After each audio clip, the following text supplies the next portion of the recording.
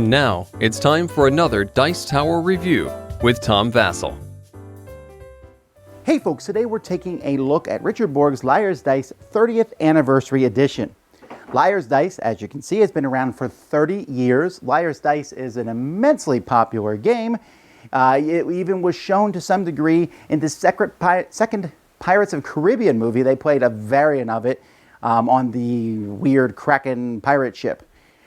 This is a game in which it is bluffing. It is, like I said, very popular. It is a game that I like very much, so I was very glad to see this. And full disclosure, I actually had the chance and opportunity to get this in the Dice Tower Essentials line. Tried to happen, it just didn't work out for logistical reasons, but that's how much I think of this game. So I'm very pleased to see that Mr. B Games brought this back. So, like I said, there's a lot of versions of this out there. This is pretty much the same as many of the other ones, except for how it looks. But if you've never played it before, well, it's time that you learn.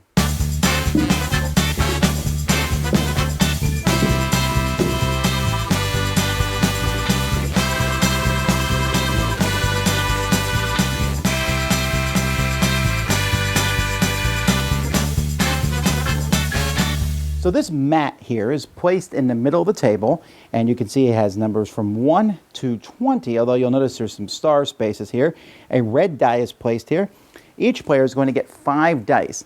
Now these dice are numbered from 2 to 6 with a star on one side. That star is not a 1. That star is basically a wild. Each player also gets a cup. You're going to shake your cup. You're going to put it down, and you're going to secretly look at the dice that you've gotten. So let's say here I got a 1, 2, 3, 4, 5, or a star 2, 3, 4, 5. Oh no, a star 2, 2, 4, 5. Now, starting with one player, they're going to make a bid, and that bid is based on the number of dice that all players will have underneath their cups. So if I think, for example, maybe I have, you can see here, that I have 2 2s and a wild, which essentially means I have 3 2s. And I figure, let's say it's a 5-player game, so I know that there's 20 other dice out there. And I'm thinking, okay, well, you know, there's a lot of dice out there. So maybe there is 6 2s. So I'm going to take this, I'm going to put it on the 2 side and put it here on the number 6. I'm saying that there's 6 2s. The next player either has to raise the bid or call me out. Now to raise the bid, they can change it to a higher number. They can say there's at least 6 3s, or they could say there's 6 5s, or they could say, no, there's 8 4s. They can raise it higher on the track. This is where these stars come into play. When you bid on a star, you're saying there is 1 star. So since stars are wild, that's the only thing. While with numbers, stars also work for them. So I might say there's 5 stars in total between everybody. But eventually it's going to get to the point where someone's going to say, no, you know, you're bluffing, or I call you out. When they call the person out, everyone's going to reveal their dice, and you're going to put all the dice in the middle of the table. So let's say we thought there was going to be 11 5s. And we look at all the dice here that have been rolled. So we have 5 stars, 6, 7, 8, 9, 10. There is only 10 5s, and the person bid that there was 11. So the person who bid 11 5s is going to have to lose one of their dice. That dice is placed here, and it shows you basically how many dice have been removed from the game. But let's say that there had been 13, or let's say 14 5s. Then the person who called them out is going to have to lose dice equal to the difference between 14 and 11, so they would have to lose 3 dice. That can be very dangerous when you call people out. But let's say they said 11 dice, and then we had exactly 11 dice. At that point, everybody but the person who made the bid loses 1 die. Once you've lost all your dice, you are out of the game, and we keep going till only one person's left in the game, and that person is the winner. Now, there are some variants that you can play. One variant, which a lot of people play with, is when you roll your dice, you can stick any number of dice outside your cup and roll the rest. So people can see some of the dice that you have, but not the rest. So here I have 4 4s, which is pretty cool. You can also play a variant where you put real money down, which I highly, highly recommend that you not do. Or you can play that you can never lose your die, and if you're down to 1 die, you can't lose it on an exact bid.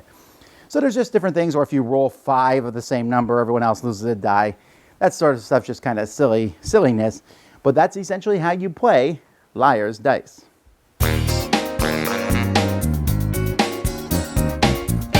Okay, so first we'll talk about the components of this game, and then we'll get into the game itself. You already know I think the game is great. The box is pretty weak. I don't like this box. It's a kind of a cheapo box. I know that they were really trying to cut the price point of this down, which is fine. I want to see this game get in the mass market, basically. But I just wish the box had been better quality. The box is a bright garish yellow, which some people are not going to like. I like it. I love this, mouse pad neoprene or whatever it's called board. It's bright and colorful. I didn't think I would like it, but once I saw it on the table, I was like, yeah, that's pretty cool. And the cups are, generic plastic cups, but they're really good quality. And the dice are also really good quality. I like the dice in the cups, and that's really where this game is. The game is fun because everyone's shaking them and slamming them down on the table. So that part is cool. The only problem I have with production really is the box. Now, Liar's Dice itself. Guys, if you've never played this game, you need to try it out. This is a game that everybody should try at least once. It is in my collection. I recommend it for pretty much every collection. It's like an essential game. Liar's Dice is that pure, just sitting there trying to figure out how many you have. And it gets more and more interesting as dice are removed. So you and one other person, and they have 2 dice and you have 1, and they roll their dice and they sit there and they go 2 5s. And you don't have a 5. And then you're sitting there going, did they roll 2 5s or are they bluffing? And it comes down to that sheer bluff on that last dice. At the beginning of the game, when there's 20 dice out there, it's easy to call out a number and you're not really sure where it's at. But as the dice get reduced, it gets really intriguing. Now, the game has player elimination. People are eliminated from the game, which is normally not a great thing. But Liar's Dice is so short, and once you're eliminated, it's pretty close to the end of the game usually, unless you make a really bad bid at the beginning, that it doesn't really matter. It's like, hey, I'm eliminated. All right, hang on, I'll wait. All right, game's over. I'm back in the next game. That's the kind of feeling that this game gives. And I've seen this game work really well. I love the fact that it handles the 6 players here. I think it works really well with more players. I mean, 2 people can go at it in Liar's Dice, and it comes down to 2 people, and it's interesting when it ends that way, but I think it's more interesting as the game progresses and more dice are removed from the game. So, play with the reroll rule. Is that needed for games? Some people swear by that rule. Other people have never played by that rule. I can play with it or without it.